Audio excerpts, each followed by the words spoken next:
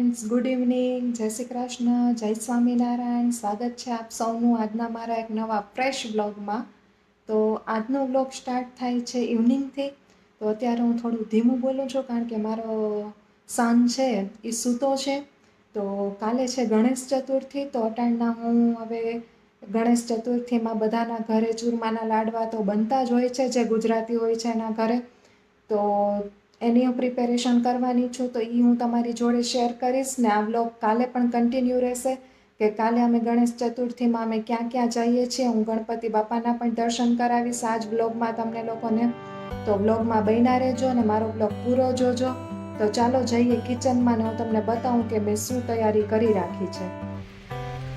તો જો આપણે આ કડક લોટ બાંધી લીધો છે. તો જો આપણે આ કડક ભાખરીનો જે રીતે લોટ બાંધી લોટ મેં બાંધી લીધો છે ચૂરમાના લાડવાનો.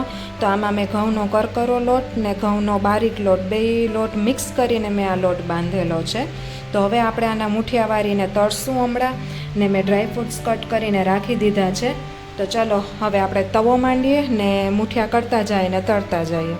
તો જો આપણે મુઠિયા બનાવતા જઈએ છીએ ને તરાતા પણ જાય છે. તો આમ ધીમા ગેસ ઉપર, આમ તો મીડિયમ ગેસ ઉપર જ તરવાના હોય જેથી અંદર સુધી પાકી જાય.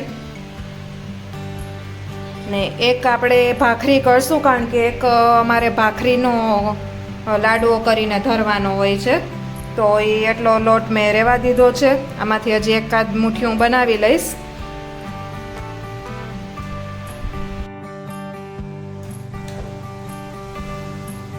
તો જો હવે આ ગોલ્ડન બ્રાઉન ખાવા એવા છે. તો હવે થોડી વારમાં આપણે કાઢી લેશું, 2 મિનિટ રહેવા દઈએ છીએ હજી.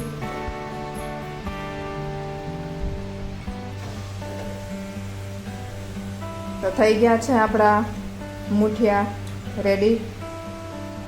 તો આપણે આમાં કાઢી લઈશું.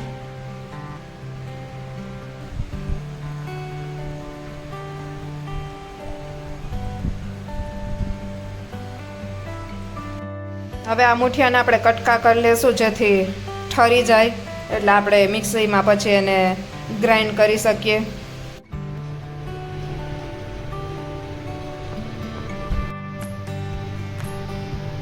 તો જો હવે આપણે આ મુઠિયાનો ભૂકો કરી લીધો છે ને હવે આપણે ગોળ ઘીની પાઈ બનાવીને આમાં નાખશું ને ડ્રાયફ્રૂટ્સ પણ શેકી લેશું. આ પણ આપણી એક ભાખરી પણ રેડી છે, જે આનું પણ મારે લાડવો જ બનાવવાનો છે.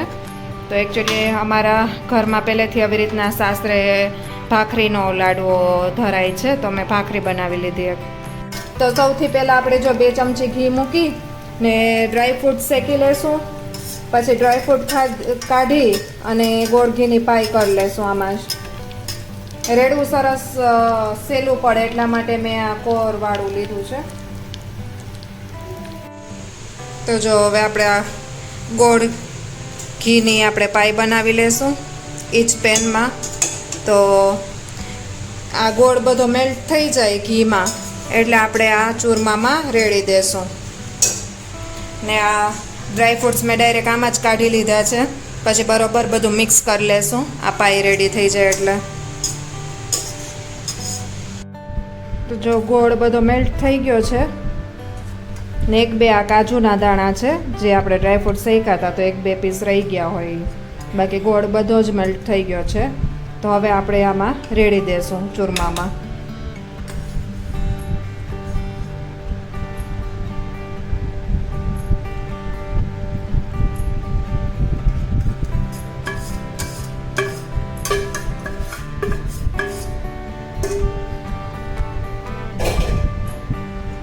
પછી આ બધું બરાબર મિક્સ કરી લેવાનું છે. હજી ગરમ છે એટલે હાથ બિલકુલ નથી અડાડવાનો.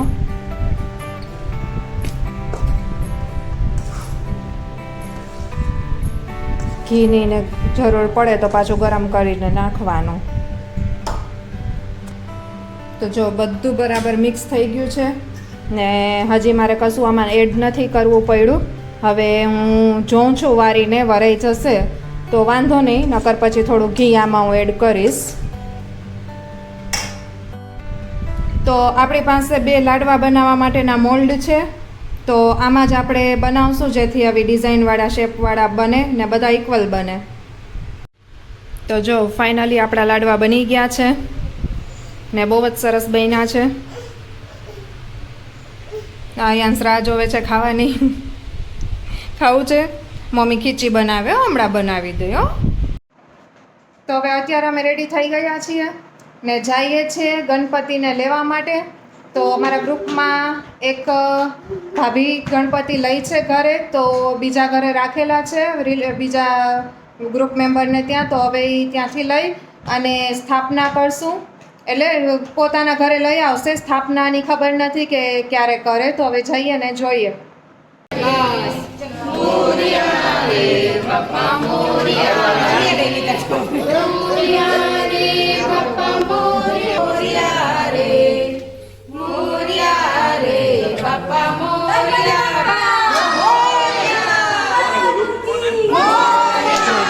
દાદા આવી ગયા છે. બસ પછી અમે પણ અમારી ઘરે ગયા ગયા હતા અને પછી નેક્સ્ટ ડેનો શૂટ કરું છું.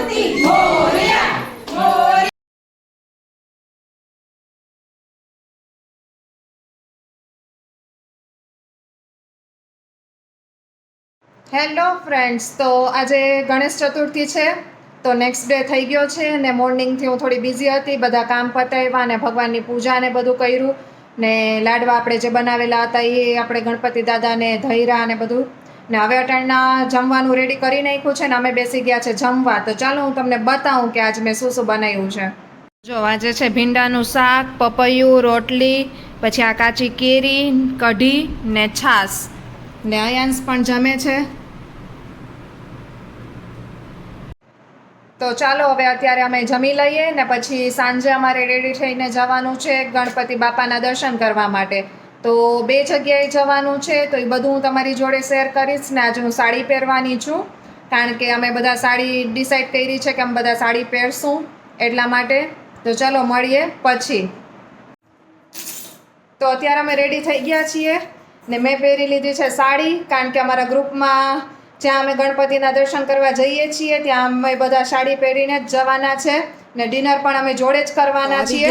તો સૌથી પહેલા આપણે બીજી દર્શન કરવા માટે જ્યાં ઘણા બધા ગણપતિ દાદાના સ્વરૂપ રાખેલા હતા ને બહુ જ સુંદર રીતે ડેકોરેશન કરેલું હતું. આખી વોલમાં બેકગ્રાઉન્ડ પણ લગાવેલું હતું ને પછી ત્યાં આપણે આલુ પરોઠા અને ગુલાબજાંબુ ખાઈને નીકળી ગયા અને આવી ગયા બીજે ઠેકાણે, જે અમારા ગ્રુપ મેમ્બર્સને ત્યાં ગણપતિની સ્થાપના હતી. તો બસ જો અમે અટાણા પહોંચી ગયા છીએ ને અહીંયા પણ બહુ જ સરસ રીતે ડેકોરેશન ને બધું કરેલું હતું ને આખું ગ્રુપ અટાણા અમારું અહીંયા ભેગું થવાનું હતું ને ખૂબ જ સરસ ગણપતિ દાદા લાગી રહ્યા હતા. ને પછી અમે લોકોએ આરતી પણ કરી ને આરતી કરીને લાગી ગયા હતા અમે બધા જે લોકો ફ્રી હતા એ કિચનમાં, કારણ કે બધા લોકોને જમાડવાના હતા ને જમવામાં ઘણા બધા ગેસ્ટ પણ બીજા પણ હતા. તો અમે લોકો એ બધાએ સરસ રીતે બધાને જમાડી દીધા હતા ને આખું અમારો ગ્રુપ છે જે અમે કિચનમાં હતા બધા ને બહુ જ મજા આવી. ને પછી છેલ્લે અમે પણ જમવા બેસી ગયા હતા ને ખૂબ જ મજા કરી આજે.